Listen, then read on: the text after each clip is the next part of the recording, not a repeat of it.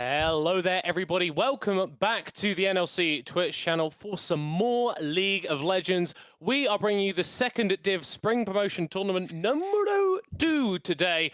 I'm Milka, going to be joined by Flipper as K5 are taking on Invulnerables.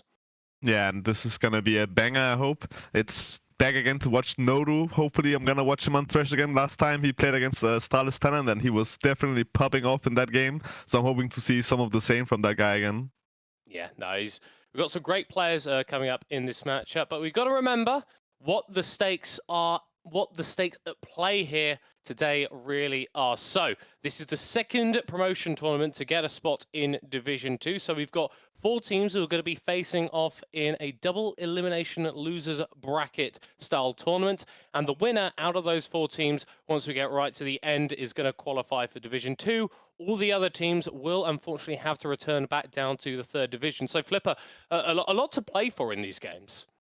Yeah, definitely. It's gonna be very exciting to see who's gonna end out on top in the end. But this is just the beginning, so there's lots of games to watch, and I hope today is gonna be a starting point of some bangers to come.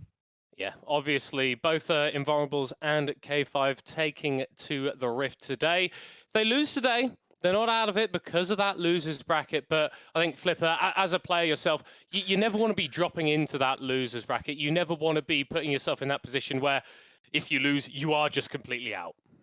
Yeah, you definitely want to start gaining some momentum. You got to definitely get the feeling of, okay, we can actually take it all the way and maybe actually get into the winning spot and be keeping up on that winning momentum if you get into winning today. Of course, as I believe we are going to be jumping into the champion select. So nice and briskly, we're going to be seeing what these teams are putting up for themselves. Obviously, Flipper, we've not had too much time to sort of scout out what these teams are going to be going for. I'm imagining it's going to be a fair mix of meta, but also some of the niche stuff that we do see in the lower divisions of the NLC. Yeah, I'm definitely interested to see if they're gonna ban out Nodus Fresh. That guy has been popping off on that recently, so if they leave it open, I want to see if how big of the priorities they're gonna have on it, or what other potential just target bans we see. We do see a LeBlanc usually. If you ban LeBlanc, it's because you are very scared of one guy, and that Yeah. seems to be Corbin here. He must have a very good LeBlanc if you're banning that out. Usually, the no name is Vega when you see that kind of a ban, so Corbin definitely scared of that LeBlanc from Invulnerable. Yeah, and we're seeing a sort of few like flex bands here, like the Olaf and the Sejuani can go in sort of multiple roles. The Shen coming out the last band from Invulnerables, obviously targeted towards the top lane. And we need to remember that K5, they're not a team that are a slouch. They did play recently in the Aurora Open. Whilst they only got 1 win in the group stages and weren't able to progress into the further rounds of the competition, that win was against the Astralis Talent, who are now playing in the final. So definitely not a team that you can underestimate. And well, one of the champions that was played in that game was the Silas. It was Senkux piloting it that time, but now it's going to be in the hands of Cobbin. Yeah, and you definitely know from that point that they can have very high highs when they can take down a team like a Starless Talon. So you want to see if they can keep that up in this potential promotion that they can gain here. And when we're looking at Invulnerable, we see them actually picking up Varus and a Kali. So Fierce is not afraid of Cobbin here. He's taking that skill matchup of Silas into the Kali and saying, I'm gonna take the test here and I'm gonna see if I can stand up tall here. Yeah, and then of course the Varus has sort of risen in priority. I feel like over the last couple months as an AD carry that kind of fits into any role. He can be this early game bully, apply a lot of pressure, and then transitioning into either a poke style build or something a little bit more on hit, depending on what you're facing against. Sivir, I think, is a lot more binary in terms of when she functions well. It's all about the late games, getting 3 items and critting through people. Yeah, and usually you do see the Sylvia paired with the Yumi, so I'm interested to see if they're gonna pick. But yes, we do see the Noru fresh, so I'm a happy man right now. And I hate Yumi as well, so it's kind of like the perfect world for me. Oh, I nice. see a very good fresh pick, and I see a very good Yumi no pick. So I am a happy man right here, and we do see a response of what is this champion called again? My brain is Renata, yeah, Renata. no, the Yes, we new see. champions. There's too Yeah, many. There's too yeah. many in the game Now at we this also have point now, Flipper. Desante and all of this, but yeah, we do see the Renata logged in as a response to the fresh Sivir, so it's looking like it's gonna be a bot lane which can have a lot of action in it, so it's gonna be interesting to see who's gonna come out on top down here. Yeah, I think that's the key thing. Like Varus Renata, that is just a pressure line, and the power that you get at level 6 with the ultimates, obviously the chains of corruption, and then the hostile takeover can really take over fights, not just in the bottom lane, but when we start to get to these wider team fights as well. Both teams opting for similar draft strategies, though, leaving top laners and junglers still on the table. So I think that's where we're going to be seeing the focus in this second phase of bans. Yeah, I definitely agree. And it's actually very interesting to see the Mordekaiser ban. That's not usually a ban you see unless you have like a specific pick you want to blind. Could be that they want to blind like the likes of like Mordekaiser or some kind of a tank. They want to be in the front line who they don't want to be stolen away Yeah. by like a Mordekaiser ult. So it's interesting to see that they're probably gonna be focusing heavily on their bot lane to make sure that they can actually just play through that. And I'll tell you what, we are seeing a lot of focus towards the top lane because not only the Mordekaiser hitting the board, but then K5 taking away that Darius and the Ornn removed as well. So in terms of the top lane pool, it's kind of getting a little bit pinched now, Flipper. Yeah, we're definitely gonna have to see them pull out some wacky picks here to see if they have some pocket pick up their sleeves to actually showcase some very good skill. It could also be that we just see double tanks as well, but I'm hoping to see some Yeah. spicy picks here. Yeah, I mean, like the likes of like an Akali Varus and like a Civis Silas, that's generally enough damage for a lot of compositions. And Mhm. when you are pairing that up with something like a Viego here for Hellish, tank top lane is, I think, a little bit more expected. But this is a champion that can really take over a lot of these skirmishes. Yeah, Diego is such a snowball champion. If he gets that reset rolling, like let's say he gets like the Silas, he can just take over the fight. So I'm actually interested to see if they're gonna be able to lock down. But they do have the Varus and the Renata in the composition already, so they do have this lockdown to potentially set up this Viego good. Yeah, and then the response of the Poppy. I mean, you look at the key dashes that Invulnerables have already drafted for themselves. The Akali and the Viego, both champions that are incredibly mobile, and the Steadfast presence is such a potent tool at shutting down a lot of these champs that want to dive forward and get onto your backline. Yeah, definitely. It can be such a great thing. Now to keep that Sylvia safe, you're kind of setting it up now for like the Sylvia potentially being that main carry. But if they go for the Graves, they're actually gonna maybe potentially shift here. They did go for the Graves. Okay, interesting. So now they're gonna have the Grave jungle and the Poppy top, which is changes it kind of a bit because it now means that they're actually gonna look to put the Graves as the carry instead of the Sylvia, who's gonna have to carry them through the early and mid game compared to having that and then having that Sylvia reliable Sylvia late game carry. Yeah, it was maybe a little bit more weak-sided for Flutes, but then could obviously scale into a monster.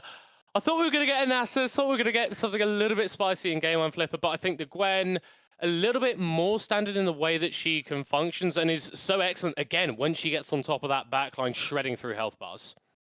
Yeah, definitely. It's actually looking like that Invulnerable just said that they're just gonna go full skill. They have a fighting top lane, fighting mid lane, fighting bot lane, and a fighting jungler. So they're definitely just looking to take skirmishes wherever they can find them. And we're looking at the side of K5, it's actually a little bit more tuned back. They have a good 2v2 mid jungle, but then when you look at that bot lane, they definitely just want to sit back, relax, get farm, get up to the late game, and if Sivir can hit that 3-4 item breakpoint, she can take over this game. So, Flipper, I'm going to ask you the possibly the meanest question that a play-by-play can ask a color caster, and I think you know what's coming. Based off these compositions, in Game 1 of this best-of-5 series, still a lot of League of Legends to play. Who do you think is going to be coming out with the advantage in this first one? When I look at these two comps, I'm such a big fan of Nodu Fresh that I can see Nodu pull off one of these crazy games where he just hits hook after hook after hook. And if he hits all the hooks this game, there's not this frontline tank who can tank stuff for them. They will just die. If Nodu is on point with his hooks as he was against Astralis Talent, then I think K5 will take it. So I'm gonna give it to K5 just because Nodu on Thresh can be a breaking point in this game. So I like your reasoning, and I want to agree with you to a certain extent. But when I look at champions like Gwen, like Viego, like Akali, it's just a case of giving them a couple kills, right? And Yeah. then the potential to take over the game exists. And a lot of that will be on then Nodu to act as this sort of responsive threat with the flays, with the hooks to try and prevent Invulnerables from just wiping all of his team. Definitely. It's gonna be interesting to see actually what the early clear is gonna be from both junglers. I would Okay. imagine that both junglers are gonna path towards the bot lane and that they're gonna aim towards making sure when you're looking at K5, making sure that Involve is not able to snowball this Renata Varus bot lane. And when looking at K5, it's gonna be making sure that your bot lane is just able to play safe. Yeah, that sounds like A pretty noble goal, Flipper, as I believe we are jumping onto the Rift for the first game in the series in just a moment. And I love these tournaments, man, because you get to see some of these organizations, some of these teams, some of these players that you haven't really seen before. And even if you fall down, and if you put up a strong performance, then other teams in the NLC region are going to be keeping an eye on this tournament. And maybe you can find yourself on a pretty good spot in 2023, even if you aren't able to get the dub here. Yeah, we actually do see a very interesting invade here. So what they did here is actually very smart. They put the Silas up first to spot, and they might actually get a pick onto the Varus. Ooh, okay. Nodu already feeling fancy with the Yeah. fresh, trading flashes with Piscalo. I think that's definitely worth for K5. And I do want to highlight that the way that they did this is very smart and it's coordinated. Silas, he walks up mid, he spots out how close up the Akali is standing, and then they walk down, hugging the wall, making sure that they are not spotted on the invade, which makes it so that they're able to actually get to the Varus without being spotted and get a flash, which can be pivotal for a potential ganks on bot here. No flash on Eddie Carey can just be an instant death if they land a hook now. Yeah, well, we'll have to see as we go. There's a few tech issues just coming through. Hopefully, we can get those resolved as soon as possible. I like that you are highlighting that flash because that is something that you can play around. I think that K5 have maybe not got as much CC as they would necessarily like to take advantage of that. Of course, when you've got a Graves in the jungle, it's not something like the Jav, and it's not something like the Viego that I think can punish those early summoner spell deficiencies quite as much. But I think definitely something that is going to be in the back of K5's mind. Yeah, definitely, and we see some early trading here between the mid laners. I'm very hyped to see who's actually gonna come out on top here. This is a heavy matchup where you want to see fighting, so even though we have been talking a lot about the bot lane, it is still possible that they just sack bot lane completely and we are just gonna see like 3 or 4 members showing up mid constantly to actually put pressure on both sides. In the top lane as well. We've got two champions that I think function very, very well at different points of the game. Like the Poppy obviously has a lot of early burst, but in the team fights, it's going to be less about her diving forward, more about her being a protective for Ooze, although on the Gwen, hitting the level 2 first can go forward with these aggressive trades, with the snip and start removing health bars from the Rift. Definitely. And if we look at the minimap here, we see the Viego is actually doing a 3-camp clear, making sure he gets the level 3 the fastest possible, and they have a slow push on bot, so it is actually possible we will see a dive on bot lane here while they're stacking up the waves. Oh, we do see a gank here in mid. Painful going forward. The end of the line stunned up. First blood for K5B in the promotion tournament. Still only a long way to go, but that's a great start. Yeah, that's definitely what you want to see in this mid lane matchup. Get that Silas hit, making sure that the Akali already has to expend his TP. And one thing we actually didn't notice just that is that this Akali is not running a flash. He has an ignite, which makes it so he is more vulnerable to these types of ganks, where the Graves can just walk in, get a free combo, and he ends up dying for it, which now puts him into a sticky situation in this lane. Yeah, the wave is moving back towards this, so going to be fine for now. But interesting you know that because, again, Uzal has also gone for the flasher, so I think a bit more standard on the Gwen. But I think Gwen and Akali, both champions that can function without that summoner spell, but if you're smart and if you're playing around those timings very, very well, it is something that you can punish aggressively. Definitely. And it is hurting actually a bit that the bot lane from Invulnerable has been unlocked. So this Renato has been able to just be around mid, making sure that even though they did get the first blood on Fierce, it hasn't been the end of the world. He's been able to hold a little freeze in mid, making sure he's able to actually get minions. And now it is bouncing back, but he's actually not been able to... He's been able to stave off this CS deficit that might have been able to come through if they didn't have this bot lane helping him.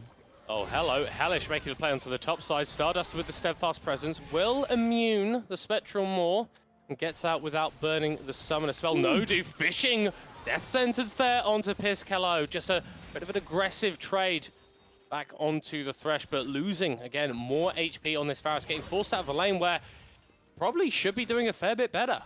Yeah, I mean, I'm just gonna call it the Nodu effect at this point. Every time I've seen this guy play Thresh, he's just hitting every hook. Every time he's on the screen, I just feel like I'm like sitting at the edge of my seat, just waiting for him to land some crazy hook. And again, he does hit it. It's early into the game, so it doesn't mean too much, but I'm just hyped to see him play this champion because he's definitely something else when he's on it. Uzzle has ghosted here. Stardust are trying to knock the bone back into tower. One or two autos away from falling down, but Stardust are staying alive. And we're starting to see first bases come out and some key itemizations come through. Painful with that extra gold from the first blood, able to go towards the Serrated Dirk, which is a massive spike for the Graves in the early game. Yeah, definitely. It does make it so you can claim it faster, as we see a gank in mid here. Oof, okay. I was kind of thinking that he's gonna hit that hook, but maybe I'm living in La La Land thinking that Thresh is just not gonna miss a single hook this game. He does not hit that one, but as we were saying, the Grace has been hitting the Serrated Dirk, which makes it so he starts clearing way faster and gives him this extra oomph when he actually goes in and tries to burst someone in the game. I like that, the extra No, Yeah. I definitely agree with you. Unfortunately, Nodu, whilst he is great at Thresh, he can't actually make the hook physically longer. Yeah. I mean, sometimes I think it's a little bit possible, but that's just me. Oh, I tell you what, there was... see, I can't remember now because I've been playing League for so long, but there was some, like, times where, like, Riot have increased the length of skill shots, and it's just completely thrown me off. I think they buffed, like, Blitzcrank hook at one point, like the range on that, and the Lee Sin Q as well, like just giving it a little bit of extra range, and you're like, there, okay, I thought that wasn't gonna hit me, but I guess I'm dead now. Yeah, definitely. And it's actually interesting to see that usually when you watch like game fives, the first game both teams are like kind of jittery and they are not that comfortable going for many trades. But in this game we have seen both teams taking any trades they can take. The hooks being thrown in bot, and in top we saw the Gwen trying to actually go for an all-in kill. So both teams seem to be prepared and ready to take the fight to the opposing team. But I think the key thing so far there is K5 who have come out on top in the early game. It's only a single kill, but they are already 1,000 gold in the lead. That's coming courtesy of a few of these CS leads, particularly in that top lane, actually for Starduster. And with the pressure, with the push that Floops and Nodu have acquired in the bottom half of the Rift, that's a 7-minute Hextech, Drake. Yeah, it definitely seems like K5 is getting the better out of these early lanes, which is actually quite surprising considering that Invulnerable has taken all of these fighting style lanes where they want to take skirmishes, that even in these skirmishing situations, K5 is still able to come out on top and actually maintain some pressure in the lanes. Especially down in the bot lane where we would expect Renata Varus able to take some pressure in the lane. It has been K5's bot lane who has been able to actually win the trades, land the hooks, get the pressure and not fall behind in this lane. So at this point in the game, if you're an Invulnerables fan, are you feeling a little bit worried yet? It's a minor gold lead, but as we were sort of saying, this is a composition which you'd expect to do a bit more things in these early stages. Are we starting to panic yet, or do we still think it's fine? I won't panic just yet. I would say it's like the bells are in the distance. I can kind of hear it, but it's still far away, so I'm not really that scared just yet. But I'm looking at them right now where the Herald is spawning and the next breaks is where I'm gonna be like, okay, now this is now where they hit all their ults. They have ults on almost all of their carries, just missing on the bot lane. And then at that point they should be able to take these skirmishers more heavily on their side. And when I'm looking at K5, I'm just saying, okay, you got the lead now. Now you just have to make sure that you don't fall too far behind when they go for these objectives, as we see them picking up this Herald. Oh. I think Starduster uses ult there. Not quite sure what that was all about, but yeah, credit to Invulnerables. They've been able to respond a little bit with that Rift Herald and actually swapping their bot lane up towards the top side. If they can get some decent damage onto this tower, we're going to be looking at injection of gold into Piscalo that maybe wouldn't have expected this early on. Yeah, it definitely seems like K5 got caught with their pants down a little bit. They don't really get any plates on towards the bot lane, and it does look like they're just gonna pop the Herald top, get 4 plates, hopefully, and then back up and get a very good trade here. They actually end up probably getting back even here and end up in a pretty comfortable position again, making sure that they're not actually getting too far behind in this game. Yeah, and I tell you what, that flash that Piscalo was forced to burn at the level 1 hasn't really been punished all that much. Yes, Floops has been able to get to this CS lead, and a part of that is obviously the Varus having to play a little bit safer without that summoner spell, but you haven't really denied him too much in terms of XP and his ability to exist in terms of the laning phase. So K5, maybe a little bit of a missed opportunity for them, but I think they're still in a very comfortable position. Yeah, definitely. You definitely are happy if you're Invulnerable seeing that Piscalo ended up using a slash and he didn't end up getting punished for it. So as you say, it's definitely a missed opportunity for K5, but you can also throw credit over to Invulnerables, saying that, okay, they did a good job now, they didn't get punished, as we might see a fight here. Oh, okay. Both teams just handshaking away, running away from each other as soon as they see each other here. I like that. I like handshake in a way, but that was a good handshake there from Sander to prevent the potential of Nodu looking for the fight. Still only level 5 though on the Thresh, so without access to the box, obviously the engaged threat and potential is slightly neutered on the Thresh as he's once again roaming up into the mid lane to secure the push for Cobbin. Yeah, but as we pointed out before that they got a good play topside with the plates, it's not going better in these lanes. When we look at this top lane matchup here, it's 21 CS for Stardust, and that's a very big lead considering that it's only 10 minutes in the game, and the same in bot lane, 22 CS lead for Floops. So lanes are just continuing to snowball in favor of K5. Yeah, and I think if you're K5, you are like fine with this. You can just like chill to a certain extent. Where do we feel like some action is going to occur? Because it has been quite a controlled and quite a passive early game to a certain extent. Is there anything that you feel like these teams are going to want to look to fight over in the next 10 minutes? Yeah, I would imagine that Invulnerables should fight this next Drake. So if they're not fighting this Drake, then I'm kind of looking with a question mark and where they're gonna fight. So I'm hoping to see at this Drake in a minute or so that they're gonna end up taking a fight to K5. Oh, flash from Nodu, the death sentence as well. Fierce jumps away with a shuriken flip. A perfect execution out there. The Ignite will take him out. A second kill for K5, and contesting that Drake just became a hell of a lot harder. Yeah, and as I was pointing out that Invulnerables should probably contest this Drake, they just get shut down by Nodu, who does an amazing flash fake, cancelling their Kali's dash back, making sure that they're actually able to get a kill. But we do see another fight towards bot. Oh, that is an excellent ultimate as Piscolo running for the hills. A death sentence, few syllables too short. But with that play in the mid lane and now that one in the bot lane, K5 absolutely free to move over and take the Infernal Drake. Yeah, and I will just point out that it is Nodu who is just taking over. It is the man we actually point towards to be the difference maker in this early game and in this game to make sure that K5 is going to be able to take it. And so far he's showing up, making sure that they're able to get the picks, able to get the lead now to actually snowball this game to a victory. And the thing is, whilst it's only been 2 kills, those two kills have gone on to Painful on the Graves, which is a champion that snowballs so incredibly well, has had that Umbral Glaive in his inventory for a few minutes. And when you are playing against the Graves, who is ahead of the curve like Painful is, it becomes so difficult for you to contest these objectives because of that item.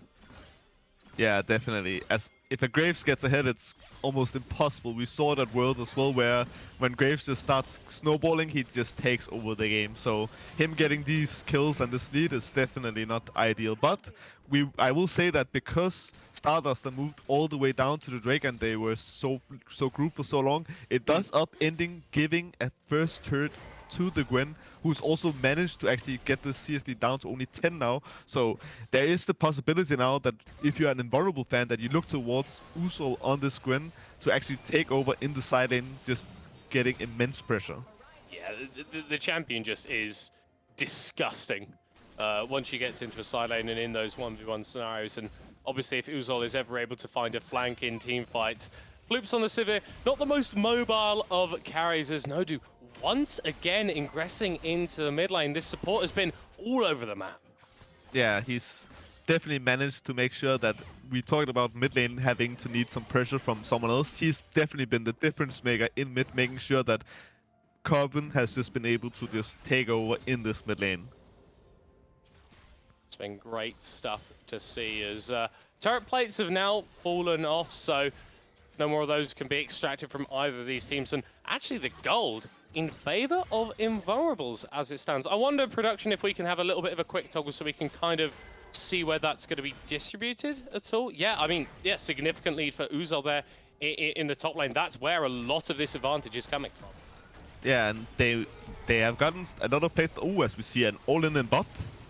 No, drop down onto cover, forced to flash away. The piercing arrow charged up. A little bit wide though, but that's double summoners burnt from Cobbin. He's going to be forced back, and I think this tower is Invulnerables for the taking.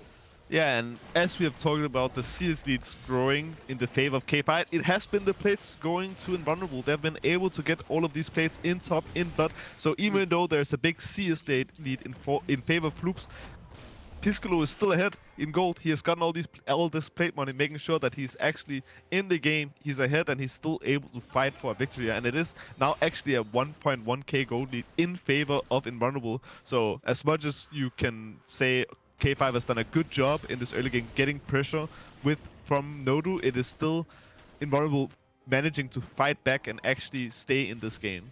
And the thing that's so important is that they've got those leads and they've come from towers being taken out. And not only does that give you a little bit of goal, but it also means that you can apply a pressure a bit more freely on the map. Uzol's going to have a much better time in terms of the split pushing. And if Fierce wants to get himself into a 1v1 scenario, that's going to be fine. I think the real key, though, the real thing that K5 are going to be relying on is Floops here. Level 10 on the Sivir compared to level 8 on Piscolo. The Sivir scales extraordinarily well, and she's ahead of the curve right now.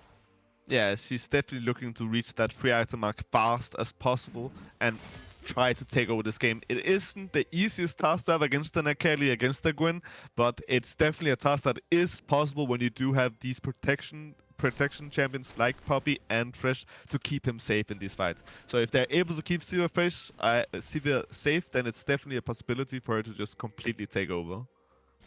Absolutely. The crit ricochets are nothing to sniff at. Many a backline carry has died without realizing what's hit them, as a couple of those boomerangs hit you in the face and you lose half HP. K5 contesting a lot of this mid lane shove, desperately searching for their first tower of the game. Yeah, and we definitely want to look towards this Drake now. We have 1 minute for the third Drake. It would be soul point for K5. So I'm looking at Invulnerable now. Okay, you have gotten a small gold lead here. You are in the game. Now I need to see them show some life here in the game and fight this Drake. This is a must-take Drake fight, because if they give this over, then for the rest of the game they cannot use this Gwen as a split push threat, because they have to actually set up and contest all future Drakes. Oh, absolutely. And when you are looking at a mounted soul, which is the rift that we would get, that's pretty disgusting on champions like Poppy, like Silas, like Graves, who are a little bit tankier in the front lines. And if it prevents Floops from getting bursted as well, that's incredibly valuable. Invulnerables are moving into the river to contest as Hellish is going forward. A teleport is going to come through, but K5 are split right now. Huge damage in the river as the Berserk goes absolutely massive. Uvol jumping on top of Painful and securing the shutdown onto the Graves as Piscolo flashes over the wall, but still falls down. A 4v4, but it's 4 members of Invulnerable chasing down 2 of K5B. Starduster getting the stun, able to flash away, but Invulnerables get their first kill of the game around the Drake. But Hellish steps a little bit too far forward and is punished appropriately. Another 1-4-1, but it's still Invulnerables coming out on top. Yeah, it's Invulnerable with the map pressure. When Uzol was able to just take over that fight, he just took complete control with the pressure he could give his team with the ult and just absolutely shredding down the entire backline of K5 was very good. And now we are again in a standoff position where this Drake is still something that they're gonna fight for, so it's gonna be probably another fight commencing here in the next half a minute or so. Yeah, Fear's thinking about backing off, but Invulnerables moving forward into the river, into the pit. They're all going to be summoned in the mid lane, so K5, they've got multiple points of pressure they can go through. They can go for this mid lane tower, or they can contest the fight. Starduster still away, so Invulnerables are going to have the man advantage for the time being. Yeah, it is definitely smart. They wait for the jungle to show up, and now they're going to see if they can finish it while they have the advantage. Can they do it? Starduster coming in over the wall, and the hook connecting onto Uzol as well. Getting that Gwen off the board is crucial for K5. And they've able to do it. Again, one traded back. And it's actually 2 kills going in favor of Invulnerables. Is covered incredibly low in the pit as well. The bailout will keep the Renata alive for just a moment more as Piscolo diving forward. Painful. Forced to run for his life on a slither of HP, but he's going to get chased down. Starduster proccing the Immortal Shield Bow, and is actually going to be able to take out the AD carry. And he's now stuck in a 1v1 with Hellish. Dodges away from the stun, stuns him into the wall himself, but the Viego heals so much. A double for Starduster. It's been a bit of a slow game so far, Flipper, but it has flipped. And now Invulnerables will continue to chase down Painful. Yeah, we definitely said that we wanted to see some life from Invulnerable, and they definitely came alive here. They do end up getting the Drake, getting the majority kills here, and they're actually in the game again. It is still Stardust are able to just like rampage at the end of the fight, just able to take down member after member. He's like an assassin. You would think it's a tank, but he's just like, okay, I'm gonna kill you now. I'm gonna kill you now. And then it's like, okay, who's left? Okay, it's Hellish on this Viego, who's just like, okay, it's your turn now. You might have taken the Drake, but I'm gonna take your life. That was amazing. So, but I mean, now it is Invulnerable getting this Drake, buying more time for this Gwen. Gwen did get some more gold, and he's soon sitting on these 2 items, which is going to be huge for him. So I'm actually looking towards Invulnerable now, using this momentum they just got to actually see if they can actually use this Gwen in the side lane.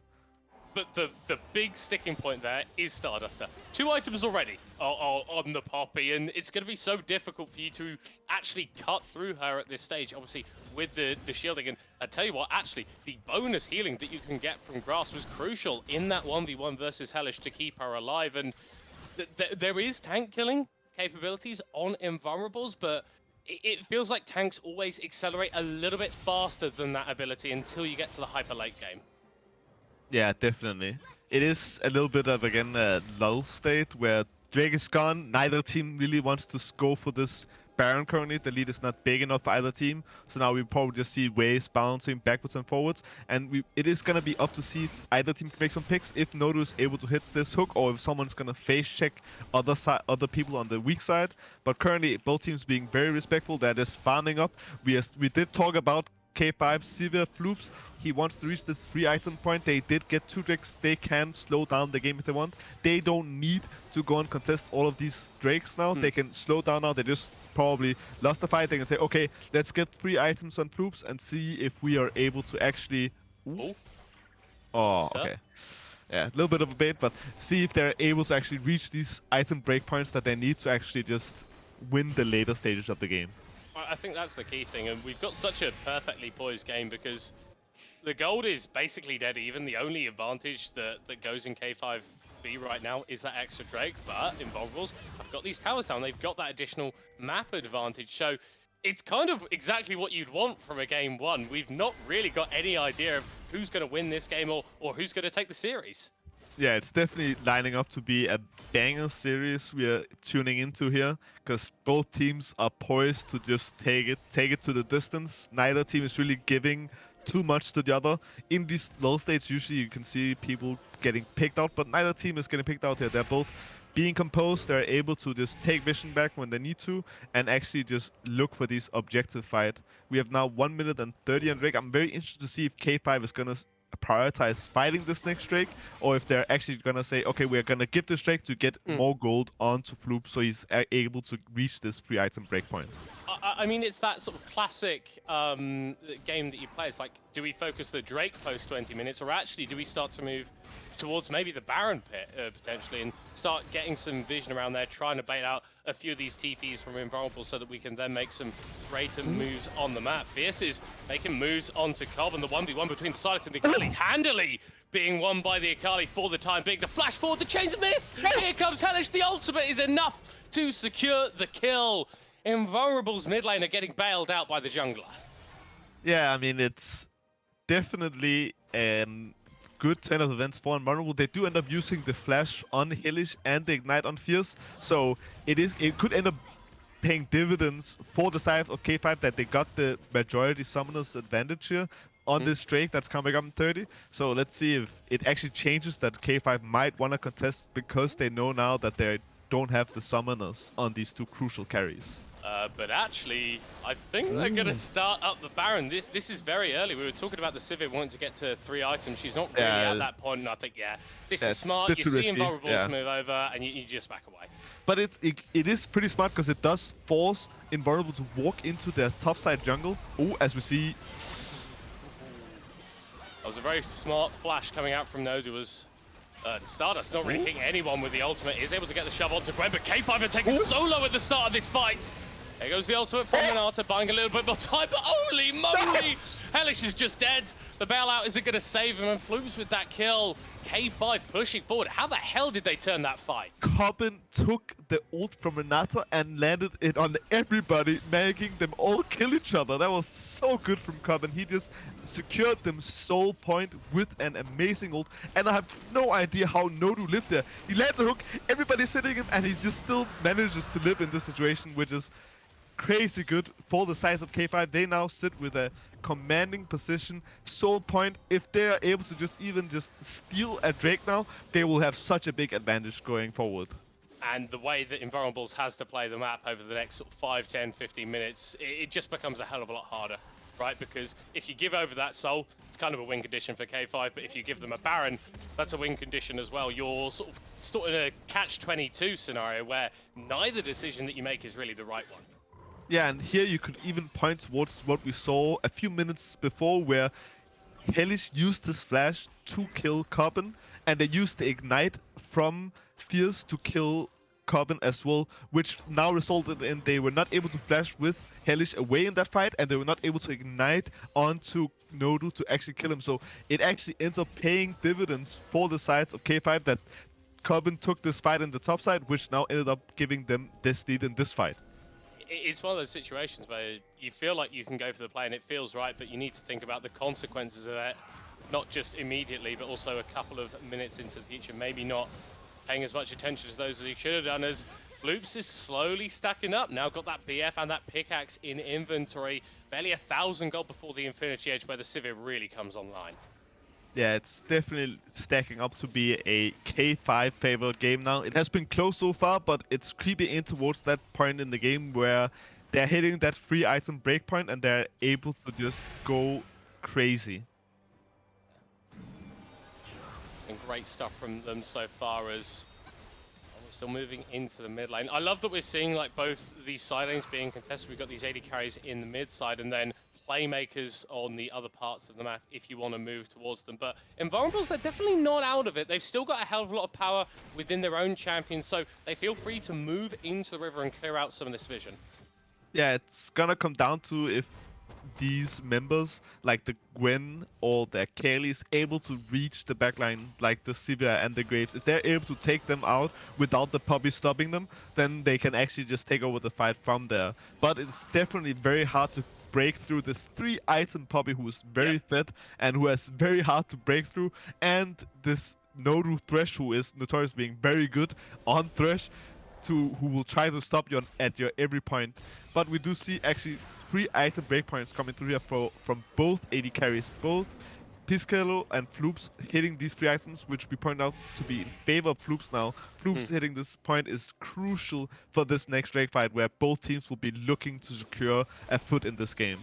And that level lead that we were discussing sort of in the early game has been maintained. Floops, level 15. Piscalo, level 13. So that's upgraded on the hunt at level 16, not too far away. And that means that if K5 do find a pick, if they do see someone on Invulnerables a little bit out of position, they can capitalize on it so easily. Yeah, definitely. It is gonna be very tight to see if they're actually able to maintain this pressure. This game is on a knife edge right now. I can kind of feel, even though it's game 1, it kind of feels like game 5. Both teams are like looking to pull out a very solid game 1, but I mean, both teams have pulled out a solid game 1 already. So it's like looking to be very tense for this coming moments right now.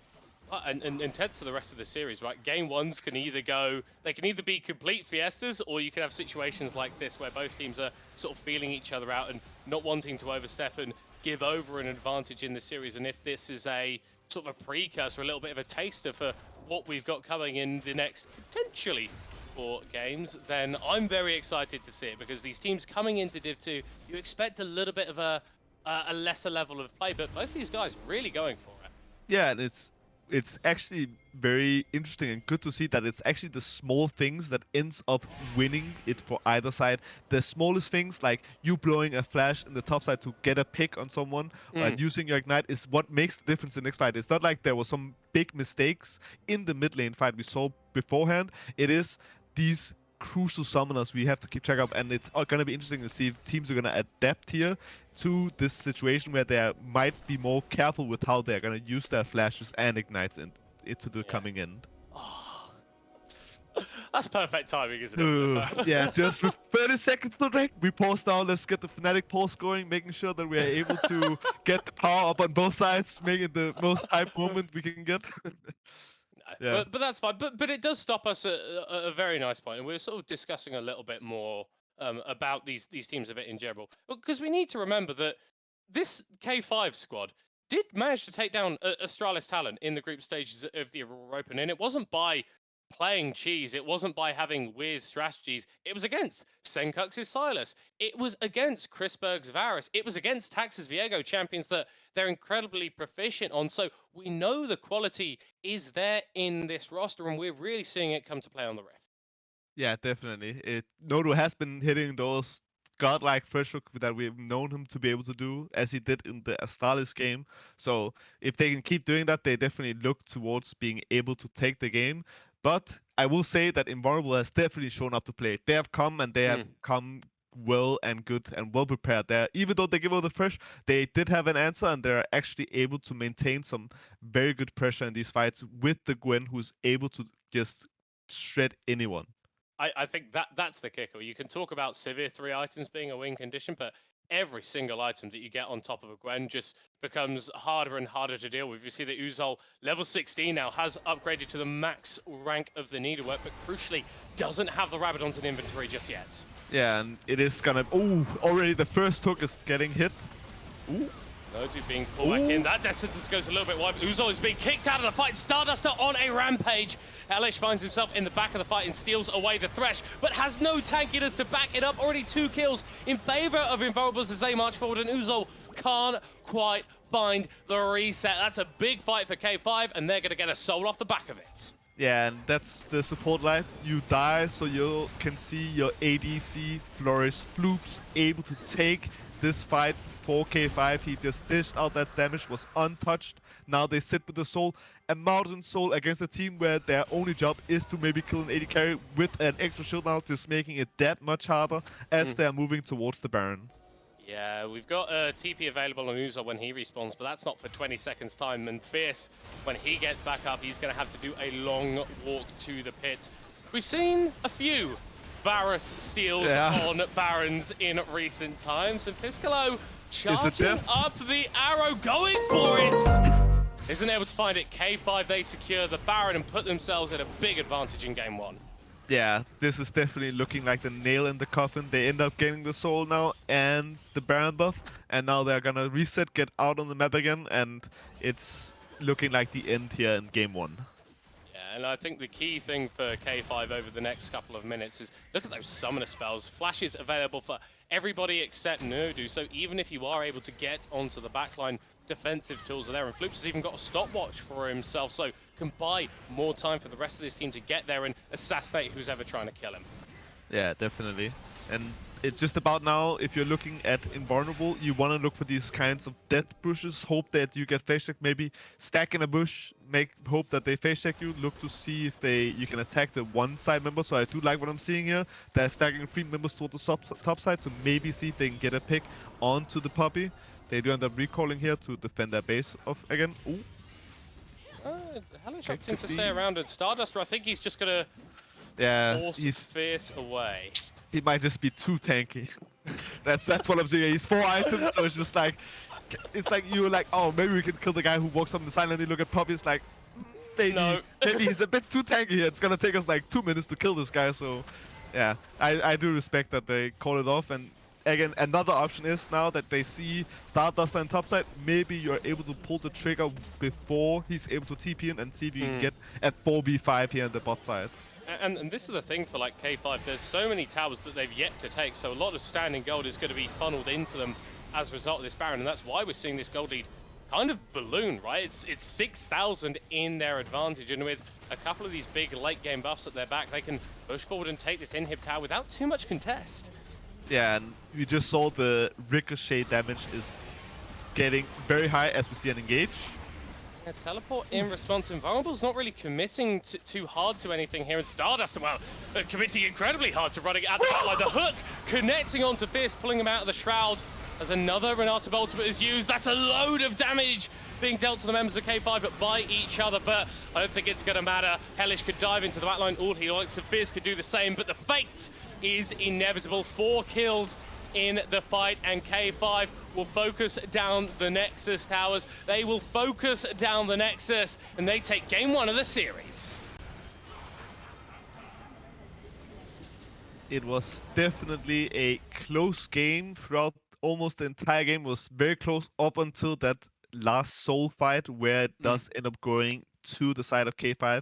They're able to get the soul, get the Baron, and with that they close out the game very cleanly. And it was at the hands of Floops, who was very good on the Sivir. He was able to stay untouched, able to dish out the damage and just take over in fights. And I love seeing play like that, where it's so even for so long, but one team goes, okay, we're at our spike now. We know we can fight. We go for the play, and it was very, very clean from K5 from that point on. Definitely. And yeah, I'm very excited to see what these next games going to bring us. We had a very good game 1, and I hope we get more of these types of games where it goes either way. And yeah, definitely. Yeah, absolutely. I think one thing that I'm going to say for certain straight up now is this is not going to be a 3-game series, because Invulnerables were pushing K5 every step of the way. We are going to be jumping to a short break now, but join us in a few minutes for game 2.